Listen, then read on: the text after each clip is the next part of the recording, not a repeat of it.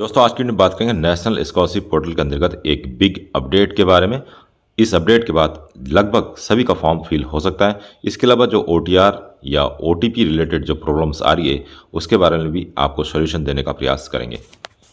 National scholarship portal को लेकर एक बिग अपडेट ये आ रही है कि जिस फॉर्म को आप भरना चाहते थे और जिसका लास्ट डेट 31 अक्टूबर 2024 था, वो सारे लास्ट डेट एक्सटेंड हो चुके हैं। जैसे बात करें PM pre matric scholarship scheme OBC category के लिए या फिर EWS कैटेगरी में जो उत्तराखंड के लिए, अदर स्टेट के लिए भी इस वीडियो में बात करें कैसे आप फाइंड कर सकते हैं। तो उसकी डेट आप देख सकते हैं, स्कीम जो है 15/12 अर्थात 15 दिसंबर तक आप फॉर्म अप्लाई कर पाएंगे।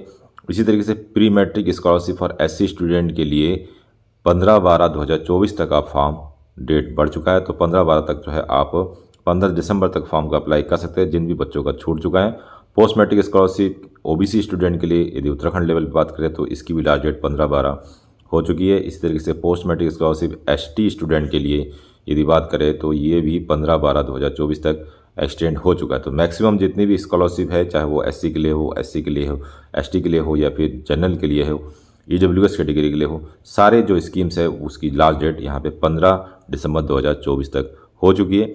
जिस भी कैंडिडेट ने, जिस भी स्टूडेंट ने फॉर्म का अप्लाई नहीं किया है या जिसको भी OTR या OTP रिलेटेड प्रॉब्लम्स आ रही थी, तो अब उनके पास भरपूर समय है कि अपने प्रॉब्लम्स को वो सॉल्व आउट कर सकते हैं और स्कॉलरशिप के फॉर्म को अप्लाई कर पाएँ। यदि आप अपने राज्य के स्कॉलरशिप स्कीम की लास्ट डेट के बारे में जानकारी चाहते हैं तो scholarship.gov.in की वेबसाइट पे आएंगे और यहाँ पे आपको लेफ्ट हैंड साइड में क्लिक करना होगा।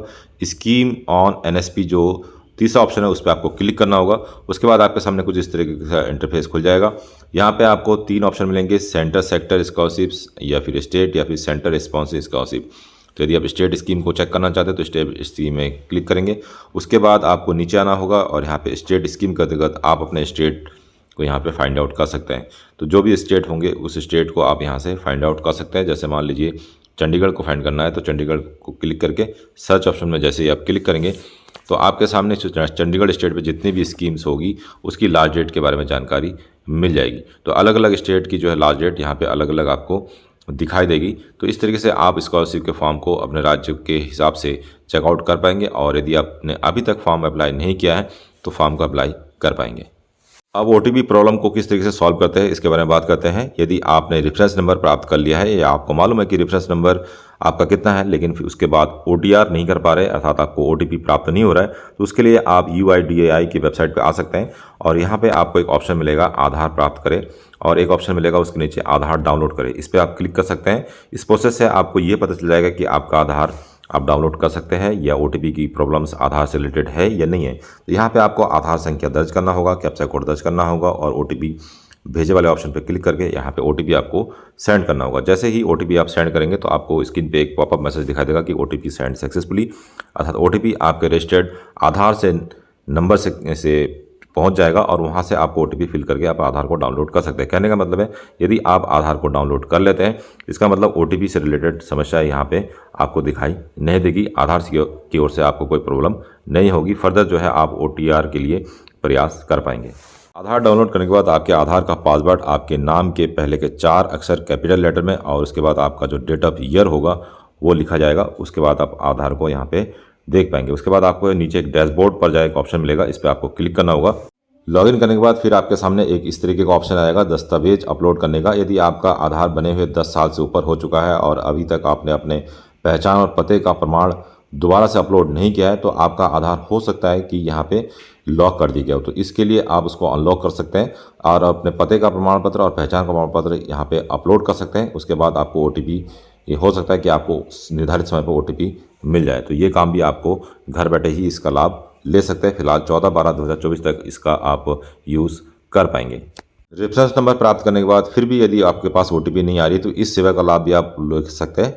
लॉक और अनलॉक आधार, हो सकता है आपने जाने अनजाने में अपने आधार को लॉक कर दिया हो तो इस टैब की यूज़ करके जो है आप अपने आधार को अनलॉक कर पाएंगे। उसके बाद हो सकता है कि आपको OTP टाइम से मिल जाए। यहाँ पर आपको 2 ऑप्शन दिखाई देंगे, एक लॉक आधार, यदि आप अपने आधार को लॉक करना चाहते हैं अर्थात आधार को लॉक करने के बाद आप आपको कोई भी SMS आधार से या फिर कोई भी बायोमेट्रिक आप नहीं कर पाएंगे, OTP वगैरह इसमें प्रॉब्लम आपको होगी। तो लॉक आपको नहीं करना है। यदि आप NSP स्कॉलरशिप पोर्टल का फॉर्म अप्लाई करना चाहते हैं, हो सकता है आपने गलती से अनलॉक कर दिया हो, तो अनलॉक को यहाँ पे दोबारा से खोल सकते हैं। उसके लिए आपको अनलॉक पे क्लिक करना होगा, अपना आधार ID डाल के यहाँ पे कैप्चा कोड डाल के सेंड OTP पे क्लिक कर सकते हैं और चेक कर सकते हैं कि यदि आपका आधार लॉक हो गया हो गलती से, तो आप उसको यहाँ पे खोल पाएंगे। हो सकता है इस प्रोसेस को करने के बाद आपको NSP पोर्टल की ओर से या आधार की ओर से जो SMS की OTP की प्रॉब्लम्स आ रही थी वो सॉल्व हो जाए। स्कॉलरशिप फॉर्म अप्लाई करते समय आपको बैंक डिटेल की जानकारी भी देनी होती है। तो इस टैब की सहायता से अर्थात बैंक सीडिंग स्टेटस की सहायता से आप ये चेक कर सकते हैं कि आप जो बैंक अकाउंट नंबर देना चाहते हैं, क्या वो बैंक अकाउंट में आपका मोबाइल नंबर दर्ज है या जो पैसा सरकार की ओर से भेजा जाएगा वो एप्लीकेबल है PFMS अकाउंट के तौर पे। तो इसको भी आप यहाँ से बैंक सीडिंग स्टेटस अपने बैंक का चेक कर पाएंगे। वीडियो में आगे बढ़ने से पहले यदि आप पहली बार हमारे चैनल पर आए तो चैनल को सब्सक्राइब करना ना भूलें, जिससे आने वाली वीडियो का नोटिफिकेशन आपको समय समय पर मिल सके। अब एक दूसरी वेबसाइट के बारे में बात करते हैं जिसका नाम है npci.org.in। ये वेबसाइट की सहायता भी आपको लेनी चाहिए यदि आप स्कॉलरशिप के फॉर्म को अप्लाई करने जा रहे हैं। तो यहाँ पे आपको कंज्यूमर का एक ऑप्शन दिखाई देगा, इस पर आप क्लिक करेंगे और यहाँ पे आपको एक ऑप्शन दिखाई देगा भारत आधार सीडिंग एनेबल। तो यहाँ पे आधार सीडिंग एनेबल आप बैंक के थ्रू करवा सकते हैं। इस प्रोसेस पे जैसे ही आप अप्लाई करेंगे तो कई सारे बैंक आपको यहाँ पे देखने को मिलेंगे। यहाँ पे आपको आधार नंबर दर्ज करना होगा और यहाँ पे रिक्वेस्ट फॉर सीडिंग का एक ऑप्शन आएगा, अर्थात आपने आधार को आप बैंक से सीड करना चाहते हैं तो यहाँ पे सीडिंग के ऑप्शन में क्लिक करेंगे। आपको यहाँ पे बैंक चूज़ करना होगा। तो बहुत सारे बैंक यहाँ पे आ चुके हैं, तो यहाँ पे आप जो है बैंक सीडिंग ले सकते हैं इस फ़ायदा। इसके लिए आपको कोई भी एक बैंक यहाँ पे टाइप करना होगा। जैसे आप यहाँ पे पंजाब नेशनल बैंक करते हैं तो पंजाब नेशनल बैंक आ जाएगा। उत्तराखंड ग्रामीण बैंक करेंगे तो उत्तराखंड ग्रामीण बैंक भी आपको दिखाई देगा।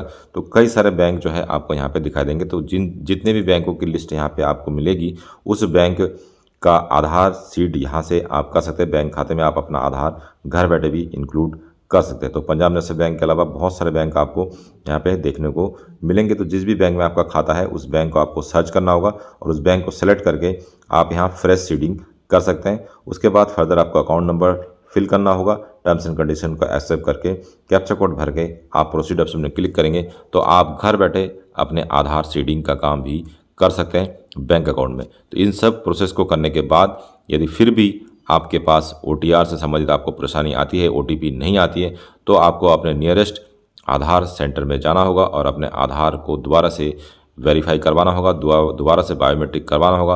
उसके बाद ही आपको OTP समय पर प्राप्त होगा। दोस्तों, ये था आज का वीडियो। मिलते हैं नेक्स्ट वीडियो में, तब तक के लिए अपना ध्यान रखिए। जय हिंद।